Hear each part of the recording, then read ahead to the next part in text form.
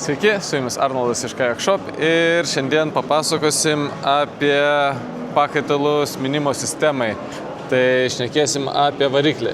Šis variklis taikomas baidariams, praktiškai visoms baidariams, kurios turi pelekinį mynimo sistemą. Ir taip, jisai atrodo šitaip. Labai patogus, pritaikytas specialiai baidarimis, turi kojelę, kad ištraukti ir įdėti variklį būtų patogiau. Prieš naudojant variklį reikia pakelti. Įsideda jisai labai paprastai, tiesiog įstatom, kaip ir mynimo sistemą ir užfiksuojam. Ir jisai yra įdėtas ir jau paruoštas naudojimui, jisai nejudės. Reguliavimas yra štai per atbulinis ir priekinis plaukimas po 5 pavaras priešais kojas.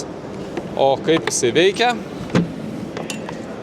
Paimam, štai mes naudojam tokią mažą bateriją, žinoma, jinai yra jau tik pagalbinė, labai ilgą laiką su ją nepraplauksit. Mes jį paleidžiam, prieš naudojant visą laiką nepamirštam pasikelti kojelės ir lauksit.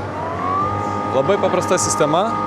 Labai lengva įsistatyti, jis nėra sunkus, sveria gal 3-4 kg, labai panašus svoris kaip ir pelekinės mynimo sistemos. Ir turite labai gerą pagalbininką savo kelionėms, baidarėmis, žvejybai, jeigu reikia daugiau prairkluoti, praplaukti ir panašiai. Taip pat yra toks pat variklis su navigacijos sistema. Mes jį turime prie kitos baidarės. Einam, to jau aš jums jį parodysiu. Šis variklis jau turi valdymo pultą, žinoma, jis yra sunkesnis ir didesnis, kadangi turi ir visą navigacijos sistemą. Bet principas lygiai toks pat. Įstatom į pelekinę mynimo sistemą, užfiksuojam ir keliaujam, plaukiam ir žvejojam. Taigi, tokios naujienos variklių srityje, susitiksime kitose video.